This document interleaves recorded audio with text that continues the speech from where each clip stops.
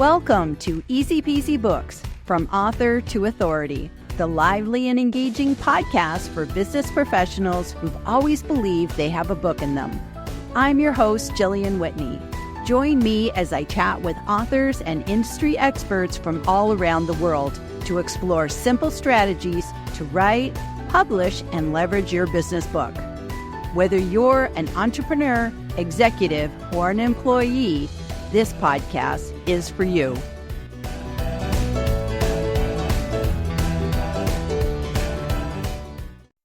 Woohoo! And we're live once again on another Tuesday, and I've got my buddy in the house today, so it's going to be fun. I feel like December is just like an amazing month. I don't know. It's just like so many guests, so many topics. I'm really, really excited. And thank you for being my first person in December to kick it off, Annette. We always have so much fun when we go live, and we're informative as well. So our topic today is about writing with purpose, books that build your brand and build your business, actually, but build your brand too. So it kind of all goes together. And basically, we're going to be talking about why it's so important to have a book that is aligned with your business. But before we get stuck in, Annette, I want you to introduce yourself, tell people who you are and what you do, and then we'll start chatting. Oh, okay, cool. So I'm Annette Richmond, obviously, you see my name here. And I am a content marketing consultant, coach, trainer, a bit of LinkedIn thrown in there. I work primarily with business-to-business professionals, consultants, entrepreneurs, and help them create content that is going to build the know, like, and trust factor with their potential clients and shorten the path to yes. So and then, of course, as you know, I love video. So that's me. I love it. I love it. I love it. So, Annette, I've known you for a couple of years now, and I've watched you pivot your business. When I first met you, you were all in the resume space and job search. And, I was on your show talking about, doing video on, for job hunters and all that sort of stuff. And you made a change with your pivot. You've done several sort of like tweaks. And now you are where you're at and you're excited and you're leaning in. And you recently wrote a book, and I love your book. I have your book. It's wonderful. It's all about video, and we'll of course talk about your book. But what I want to talk about is you were not a first-time author. You have been writing books for several years now. You've written books on resume writing and the career space, the job search space. And so when you pivoted your business, I guess somewhere along there you said, I need to have a book that better reflects my brand and my current business model. So can you talk about that? First of all, tell us what your book is, and then come back and tell us, why did you write that book? So the book that I released just a few months ago was Mastering Short Form Video Content, which is my business and really my favorite thing to do and to talk about. And it aligns with my current role of doing content marketing, working with clients to help them with their content marketing. So I've been working online since like 2000. I have a career site. It's still up there. I had sort of fallen into the career space when I got a master's in psych. Long story there. I had an online career site because there wasn't really much of anything back in 2000 to help people with their careers. And, I wrote on it. I had writers that I hired to write for me. And I did my first book. It was on goals. It was setting goals. And it was based on things that I learned as a vocational counselor when I was working in, at a training facility. And then, of course, shift. I'm in the career field further along. I did some recruiting and then was in, resumes, LinkedIn profiles. So of course, book on resumes, how to write resumes, because, as you know, and we can talk about, a book gives you credibility in what you do. It really, I think it does. It can help you get on live shows and podcasts and all these other things. So I had that book, and they're both still up there. The resume book actually still sells. And it's so funny because I've been thinking about doing another book. And I had someone on my show talking about books, and they said, oh, you have a book. Why don't you start being, because you want to be the author. And I'm like, yeah, but not for resume. I just don't want to be known for that right now. And so this is what prompted me. I was talking to you about it actually, and you're like, you got so much content, just do the book. And I'm like, okay. So out comes this book, which is representing, gives me some authority in what I'm doing now. So I hope that wasn't too long of a story there. No, that's perfect. That's perfect. And I think you locked into some great ideas that it's like, if you have books, like books do build our credibility and it get us on podcasts and interviews and speaking engagements and just so many wonderful things that we can do with a book. So a book is, I like to call it sort of like your 100-page business card. Your book is going to open up doors for you. But if it's a book that's no longer aligned with what you want to do, and people are like, great, I loved your book about resumes, Annette. I'd love you to do my resume. And you're like, but that's not what that's not what I'm trying to sell you. And there's like a disconnect. So it's almost as if, I hate to say it, but it's almost as if you had to write a book to come back into the space, because otherwise you're confusing your audience. And I know I did the same thing where it's like my earlier books had to do a lot with video marketing. I still do live video. But the thing is that now I'm kind of made the shift into books. So it made sense for me to write a book about books, kind of meta. Absolutely. That makes sense. So what I want to ask you is timing. Timing is everything. So it's like, at what point did you feel, okay, I feel I'm an expert? Because we always feel our books are bringing our expertise. And your book does have so much expertise in it, Annette. But at what point can somebody making a pivot feel that like, okay, I know enough now that I can share my expertise? Sort of, how does that happen for you? So, the thing is, I think that is sort of a misunderstanding with people is that they have to be like the best. So if I am, let's say this is the pyramid. So this is the top of the pyramid, and this might be, I don't know, maybe Seth Godin or something. And the people that I'm going to be talking to, if we're talking about books, are like here, and I only need to be here.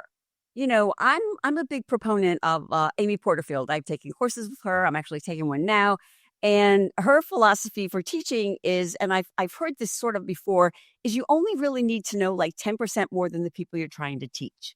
Because, so I basically, my goal is to teach people who are me like 4 years ago. Because, obviously, and one thing I just want to mention, and I'm sure we'll talk about this like with video, is people aren't looking for a, Hollywood production, and with your book, the same thing. They're not looking for, I don't know, I can't think about like a textbook that's 500 pages. So I agree 100%. And I love that because, to be honest with you, I think that makes you a more effective author when you are just, a year ahead of who you're trying to help. Because the thing is that your book is for people who are maybe hesitant about getting in the video space, feel overwhelmed about the video space. There's so much to know. And you kind of simplified it down. You made it easy peasy of like, here's what you need to know to get started. Here's the basics. And you covered the things of the different platforms, the different ways you can do video, tips on how to make videos, captioning your videos, all those basics that people need to have. And I think sometimes we all have this sort of, I call it the curse of knowledge. We think everybody knows what I know, right? Yeah, and for sure. And we're wrong, because what did I not know a year ago? What did I not know 2 years ago, 3 years ago? That's who you want to write for. I call it yesterday you. You're writing for yesterday you. And I think that's brilliant. I think that's brilliant. So here's a question.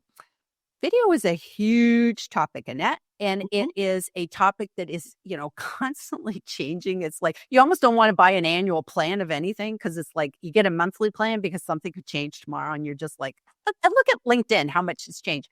So on the one hand, you went broad because you talk about video on multiple platforms. So it wasn't just LinkedIn video, it was video, whether you're on Instagram or YouTube or LinkedIn, it was like general. So it was applicable to all. But your book is concise in that it just kind of gives us the basics. It's not the manual of like, here's the 800-pound book that now we need, 5 months to study. So how did you decide what to include and what not to include? Wow, I think it was just um looking at things that people ask me. One of the reasons that I shifted my business originally a couple of years ago now is because people were kindly always asking me, how do I do this? I still get my friends, they text me, I'm on CapCut and I can't take the captions or the caption I put on there. And I'm like, I don't know. And they send me a picture and I tell them what to do. And so a lot of the book is primarily the things that people ask me about, and then wanting to add some additional value with, content calendar, talking about content calendars and things like that to make it, a little meatier. Although I have to say, and I think you'll agree with me, because I was at a book fair recently. I was so excited to be there. And most of the books were like little books. I didn't see, except for possibly novels, I didn't see any big fat books there. They were all, I would say definitely under 200 pages, 150, 125. I love that. I love that. And I'm going to ask you about your book festival in a minute because I Okay. think that's great. And I love talking about the marketing. So I want to ask you, so I love that you are totally self-published and you were like totally self-published. Like you did it all. You got it up on Amazon, you wrote it, you did all the things. And so I know that you did your previous books self-published, so you didn't go through any hybrid publishers and Random House or anything like that. So what did you notice is different between your first books and when you did this book? What's changed in the self-publishing Amazon space? So I would say the two biggest things are, first of all, the stigma. There is no more stigma. When I published my first book, it was maybe, I don't know, 2003 or 4 or something like that. And oh my gosh, if you were self-publishing it, I tried to get a publisher and I got this and that and it didn't work out. And but now famous authors self-publish. So there is no stigma to it anymore, which I think is fabulous. The second thing is the ease of publishing, and I know you can speak to this as well. The first book that I did, there was no like Kindle Create or anything like that. My husband, who luckily was a techie, you know, he laid it out in like, I don't know what he laid, Photoshop or something. I don't know what he did, and he had to figure it all out, and they had dimensions to follow, and it was a nightmare. And then, I believe he did the same thing when I did the resume book. There was Kindle Create, so you could do and he had to do the Kindle to lay everything out. So you could create the Kindle on your own, but he still had to do it. And now it's possible. It's possible to do it all yourself, but it's kind of like if you've already done it, maybe, because we talked about this, but you know, I think if you're doing it for the first or maybe second time, it's easier to even work with somebody like you because Well, yeah, yeah. And thank you for that. I appreciate that. And also too, you are kind of a techie person yourself. Like if you think about it, you do your own live streaming, you do your own podcasts, you do your own website, you do your own online courses and master courses and workshops and master classes and whatever. So yeah, it for a first time author, it would be a lot to do it yourself. And actually, I admire you because I didn't even do it myself. I had to, get some help. so here's the thing also, we're both writers. I was a magazine writer. I studied in college. I was a magazine writer, and wrote, professionally, actually making my living doing it for several years. So, when it comes to that, I don't need as much guidance as someone who's like writing for the first time, or maybe they're just, creating text posts on LinkedIn or something like that. Which is actually what you told me too. It was like, you're a writer, just, do it. Exactly, exactly. And I think if anything, anybody who's making a newsletter, especially if you're making a LinkedIn newsletter, if you've been making a newsletter, you've probably already got so much of Yeah. your book written. Yep. It's like you don't want to just take your newsletters and print them as is. You have to do some way to cohesively bring it together. But that's a really great starting point for Mhm. people. And I think for people, sometimes having that starting point really helps, because otherwise you're sitting there with this blank Word document going, oh, what do I? Yes, that is the worst. So I will tell you one thing that I think I've shared with you, is, me, I have a lot of content anyway, a lot of videos and this and that. So I actually transcribed some of the longer videos that I had and used, AI to sort of, put them into chapters. And then obviously I worked on it, but there's so many ways to access content that you already have. Yes. And I found that that was really, a big time saver, for me. Yes, and it's not cheating if it's your own content, because you've Right. already done the work. Yep. It makes sense, but you have to massage it and do things with it. So Mhm. that totally makes sense. So one thing I wanted to ask you about, and then I want to hop over and get some comments. So marketing has changed. So you talked about Amazon's changed. It's gotten easier. There's still a lot of things you have to juggle. So we do admit that there's the ebook and then the paperback and the print. The print on demand is like awesome, because Yeah. it's like you don't need 70,000 books in your house. So that's always good. So we want to talk. I want you to not share some of your marketing tips, especially too. I love that you said your husband is kind of like is using your books for his business as well, for clients, but also talk about your festival and sort of what marketing things that you're doing this time around that maybe you didn't do the first time. So, first of all, yeah, the marketing. So I think I would say it's a mindset shift for me. I have been learning about marketing. I've been doing new things myself and learning from others. And working with coaches, and done some work with Brenda Meller, and she's helped me with a lot of marketing stuff. And I think a lot of it is your mindset, and you just start kind of looking around. As for my husband, yes, my husband does, SEO. He works with clients, and the clients that he works with, their marketing people that they hire say you got to do video. So he'll send my book to them to hopefully, help them. And I've just become much more, um, out there with my content. I put my book on my banner.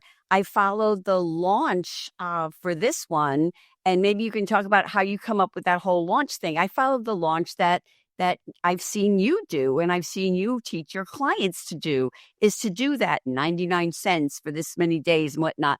And it really helps to kind of, get the word out there. As for the book festival, I just happened to be on the library site, and I would recommend that people do check out their local libraries. I happened to be on the library site and, looking for books, and I saw a thing called for authors. Like, oh, okay, let me give it a shot. It's one of our local libraries. And they said, okay, come on in. It was 50, authors there. We had our books. I sort of figured out what I was going to take. I got some bookmarks online. I thought that's a good giveaway, promotes the book. I, got my books and all that stuff. And then, of course, when I went there and I saw the spreads other people had, I was like, oh my gosh, stuff to learn. But it was a great learning experience for me. I got to meet other authors. I got to meet publishers who are but smaller publishers, maybe companies like yours, working with authors that way. Some of them that also did marketing. So, I think it's just, for me, it's just been learning. I see so and so do that. Yeah, I'm going to try that too. Mm. And it's not that I'm copying I'm copying maybe the framework. I'm not saying I'm going to just do it just exactly like them and use their same copy and everything, but you have to open your mind and look around and see what other people are doing. That's my biggest, thing, I think. I love that. And I think you've kind of hit on the head that, you can't just put the book up on Amazon and it's like, okay, I'm done. It's like now everybody will just go buy my book. It's like Yes, sometimes that happens, but to me, it's like having a baby. It's like, the baby gets born, the book baby gets born. Now you got to raise it. So you got to get out there and do stuff, and you can't just leave it alone. You got to supervise it and, do all sorts of different things. So you have to always continue to make people aware of what you have. And you have to ask, which is hard for me, even with recommendations. And you have to ask people if they say, "Oh, I got your book, it was great." Okay, could you give me a review? Because that helps. Yes. Social proof. Social proof is so important. And I agree. I hate the ask too. Oh, yeah. That's probably the hardest part. That's probably the hardest part. So you're like, okay, how about just a photo then? That would make me feel so happy. So that's good. So speaking of people, let me hop over to the comments. And I do have more questions. So we'll come back to my comments. Okay. So we have the lovely Jeff Young sitting in the front row. Greetings from YouTube, front row. I love that he always lets me know YouTube is working. So I love that. And then he hops right into LinkedIn and then he does that one as well. Jillian and Annette, two of my favorite LinkedIn ladies together on stage. We just love Jeff. He's just. We do. We love you, Jeff. We love it. And Tina's here. Jillian and Annette, love the pivots. You are exactly where you should be. And, thank you, Tina. That is so true that I don't know a lot of people who are like, they always do the same thing. They've never changed. Like so many people I know, they started here and then they went here and then they're just like, and that's why the topic of our show today about making sure that your books are representing what you do today. And take what Annette said. It doesn't, like at the book festival, they don't have to be these long volumes. They can just be a baby book, a mini book that says, hey, this is like, think of your client. What does your client need to know? Those are always great things. Oh, look, David is here with his hat. I love it. The holiday hats are coming. I love this. Great, great, great. I love it. I love it. He says, when do you know enough? That's a good question, Annette. When do you feel, okay, I got enough to pour into book? What's your recommendation for that? Well, I looked at the books of my friends and I saw about, the sizes of them because like you, I know a lot of people that have written books. And my goal was to hit at least 100 pages. Mm-hmm. And as I was working on the book, I would come up like I'm a little short. I was like, okay, what else could I include? Okay, let's talk about some content pillars. Put that in there. Okay, I want to add something else, some bonus things at the end. How about if I throw in a bunch of I forget how many content ideas I put at the end. And those are some video hooks. So that's kind of how I did it. I had a framework of what I was going to include. And then when I thought, you know what, I really need to put a little bit more into it. And I wanted to keep making it better and better and better and more valuable. And at some point, you have to just stop. But that's kind of what I did. I had the basic information. I knew what people asked me about, the app, the this, the that. And then I kind of, I wouldn't say I fluffed it out, but I just added more content to make it more valuable and to make it a little bit longer because I wanted to have my name on the spine. So, you got to have that's a good tip. Yeah, that's a good tip. That's a good tip. And I was pages.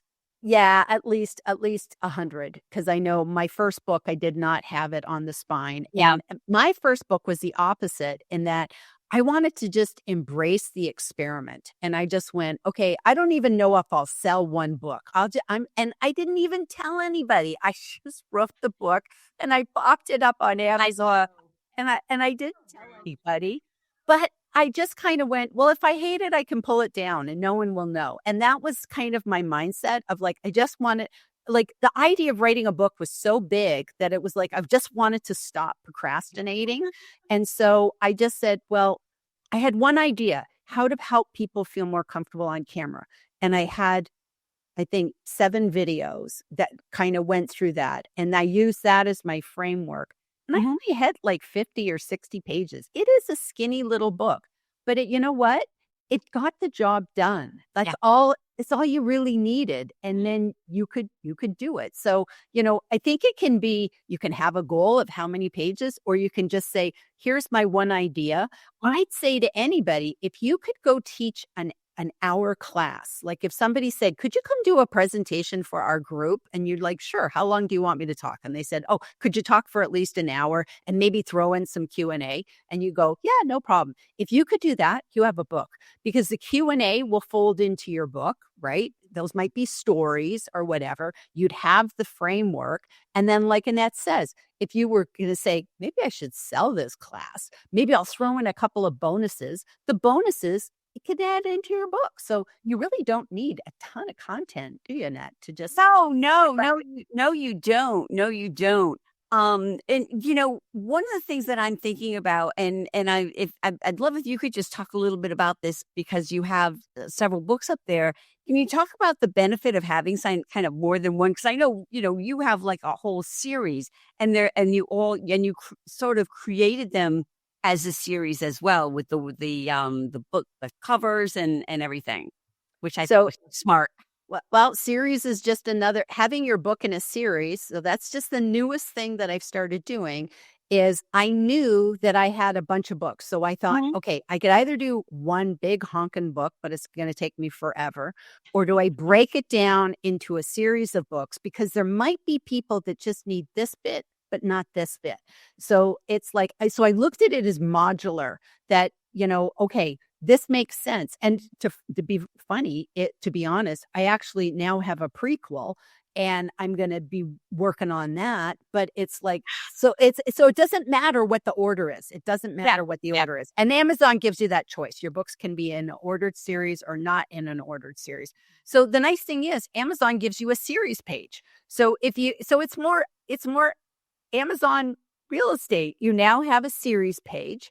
And then, so people can see that, and they see the related books. So it's kind of like you're almost telling people, if so-and-so like this, they might like this. So it keeps all of your like-minded books together. So to me, it was just like, well, why not take advantage of this? Made sense. Yeah, so that's a great thing that I wasn't aware of, but I am aware, is that I have like an author page, which you also have as an author. And if you have podcasts on Audible, you can put those on your author page too, or is it Amazon Music? I don't know, whatever it is. It's Amazon Music, and and it's great because it's everything. So it's like, if people find you from one book, make sure that you have taken advantage, because a lot of people, they're blank heads on Amazon, and you're like, what were you thinking? Don't be like that.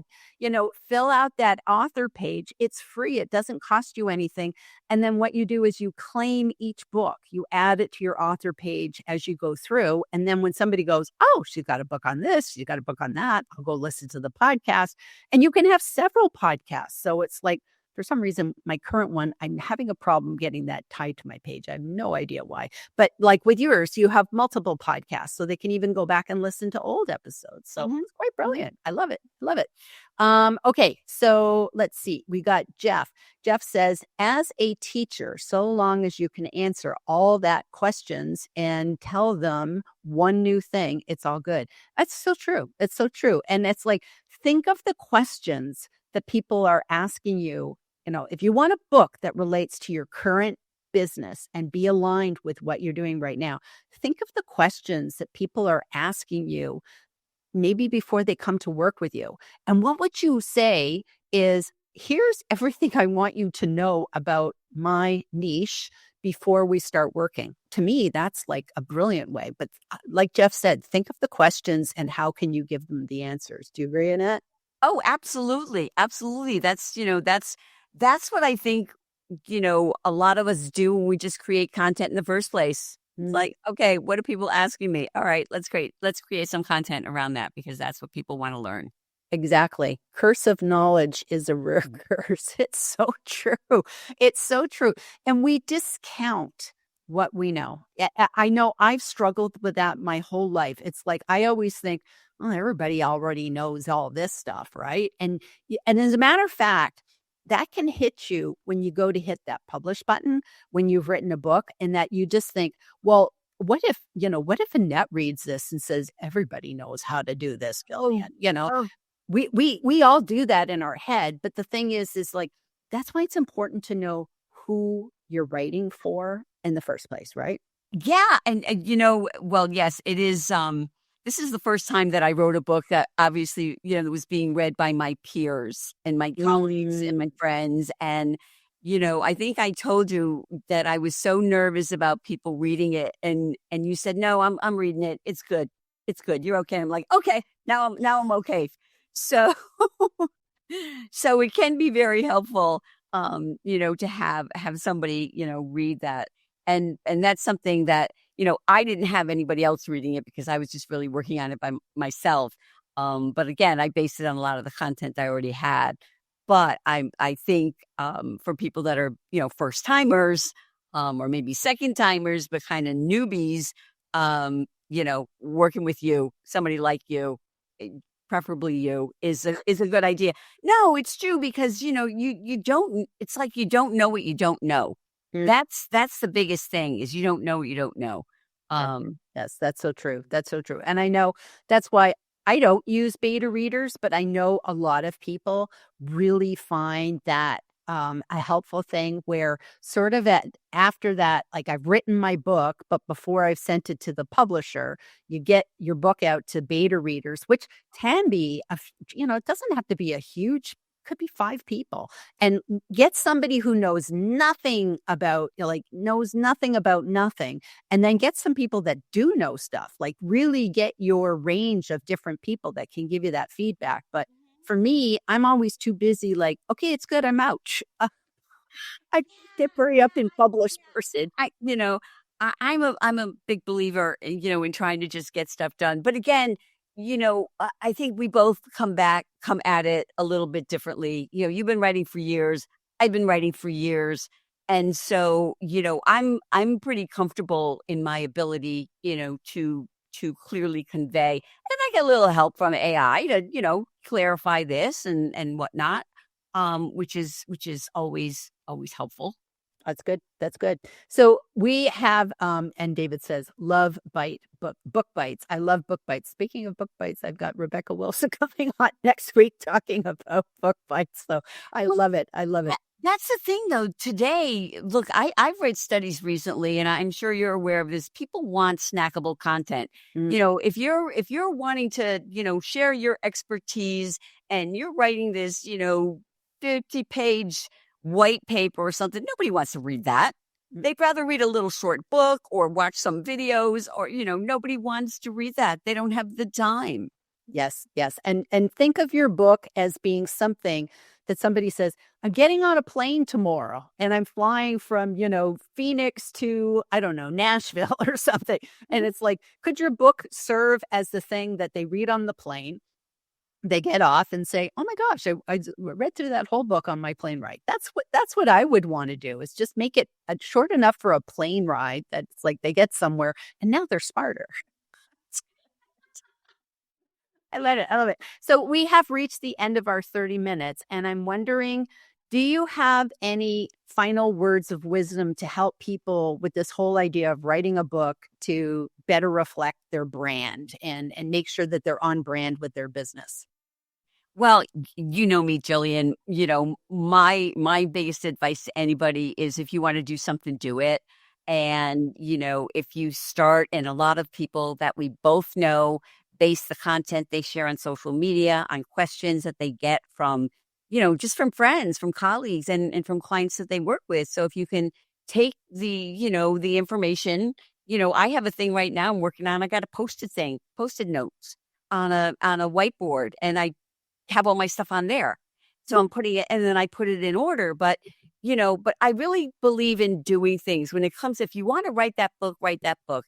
If you think you want to be on video because you need to, do it. I mean, what have you got to lose, really? The world is, and the last thing I'll say is, like, we're writing books. We're not curing cancer here. It's not like if people don't like it, that somehow it's going to be an earth shaking occurrence. It's, Yes. Just I love it. Like Nike, just do it. Just do it and make up that bold move for 2025. So I love it because we've got the year end is starting a new year beginning. So, I know. and will we see another book from you in 2025, Annette? Just asking. Yeah, I'm thinking of a couple of ideas. Yeah, for sure. Okay, good, good, good. Okay, well, thank you for being here today, Annette, and sharing your story with the audience. And anybody who's watching, anybody who's listening later, I think they'll appreciate just the ideas that we talked about today. So thank you very much for being here. Thank you, everybody who joined us. And we'll see you all next time. Okay, Oh, we should bye-bye. say Okay, bye. bye.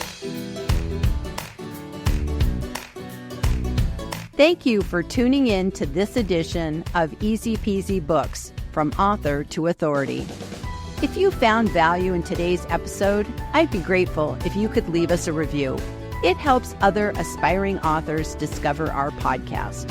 To learn more about writing, publishing, and leveraging your business book, visit my website at easypeasybooks.com.